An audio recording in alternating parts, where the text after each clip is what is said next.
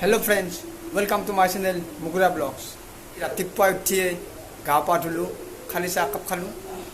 খাই এতিয়া আমি মন্দিৰত যাম, কোৰ মন্দিৰত যাম। আপোনালোকক ইতাই নকওঁ বাৰু।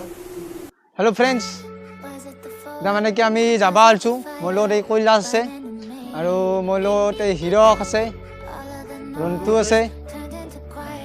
আমি চাৰিটা এতিয়া যাম, মন্দিৰলৈকে যাম। মন্দিৰ কোন মন্দিৰ জানে আপোনালোকে? জালিঘাটাত যাম। জালিঘাটাত আপোনালোকে ভিডিঅ'টো চাই থাকক সম্পূৰ্ণ কৰি। তো আহি আমি পাঠশালা চাৰিআলি পালোঁ। আমি যাবলৈ আৰম্ভ কৰিছোঁ। পাঠশালা চাৰিআলি পালোঁ এয়া।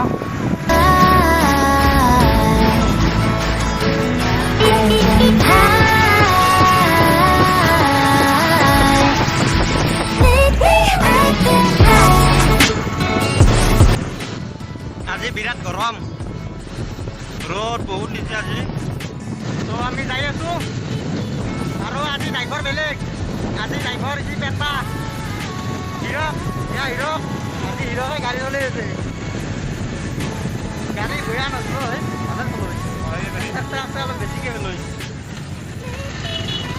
তো আমি মন্দিৰ পাম আৰু বেছি দূৰ নাই, অলপমান আছে। তো আপোনালোকে ভিডিঅ'টো চাই থাকক সম্পূৰ্ণ কৰি।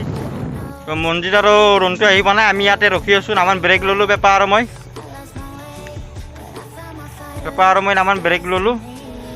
ৰনটো আৰু মন্দিৰ আহিয়ে পোৱা নাই, সম্পূৰ্ণ খালী ৰাস্তাটো। তো ইয়াৰ পৰা আৰু 1.5 কিলোমিটাৰমান আছে মন্দিৰকলৈকে। ইয়াৰ পৰা 1.5 কিলোমিটাৰমান আছে।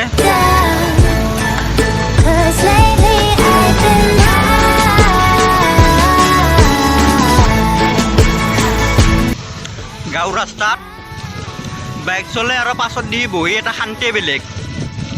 যোনবিলাক গাঁৱলীয়া ৰাস্তা এইবিলাক ক'ত বাইক চলে এটা শান্তি বেলেগ।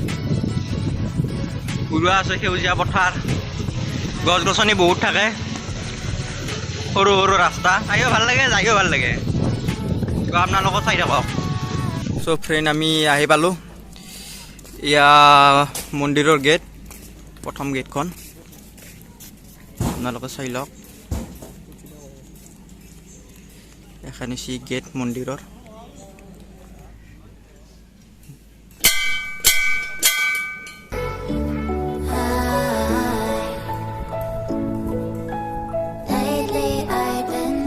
দেখাই আছোঁ চব বস্তুবিলাক, আপোনালোকে ভিডিঅ'টো সম্পূৰ্ণ কৰি চাই থাকক। মন্দিৰটো চাওক আপোনালোকে, মন্দিৰটো চাওক।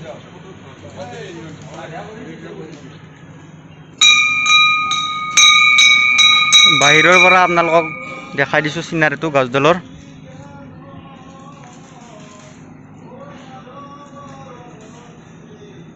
এইডাল গছ নৰ্থ ইষ্টৰ প্ৰথম বৃহত্তম গছ। এইডাল চাই লওক, নৰ্থ ইষ্টৰ প্ৰথম বৃহত্তম গছ আৰু এছিয়াৰ ভিতৰত দ্বিতীয় বৃহত্তম গছ। আমাৰ পাঠশালাতে আছে এইডাল গছ। জালিঘাটা মন্দিৰ এইটো। আৰু এইটো মন্দিৰ স্থাপিত হৈছিল 1937 চনত। আমি জানিব পৰা মতে এজন মানুহে এই মন্দিৰটো স্থাপিত কৰিছিল।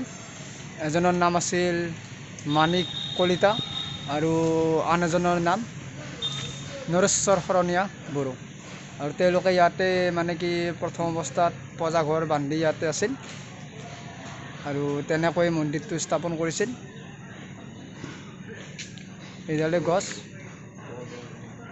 নৰ্থ ইষ্টৰ প্ৰথম বৃহত্তম গছ আৰু এছিয়াৰ ভিতৰত দ্বিতীয় বৃহত্তম গছ। আপোনালোকৰ যদি ভিডিঅ'টো চাই ভাল লাগিছে, লাইক কৰিব, শ্বেয়াৰ কৰিব, কমেণ্ট কৰিব, লগতে ছাবস্ক্ৰাইবো কৰিব আৰু বেল আইকনটো ক্লিক কৰিব, যাতে আমি দিয়া ভিডিঅ'ৰ ন'টিফিকেশ্যন আপোনালোকৰ মোবাইলত পাই যায়। জয় ভোলেনাথ, জয় ভোলেনাথ কি জয়। জয় ভোলেনাথ কি জয় হো।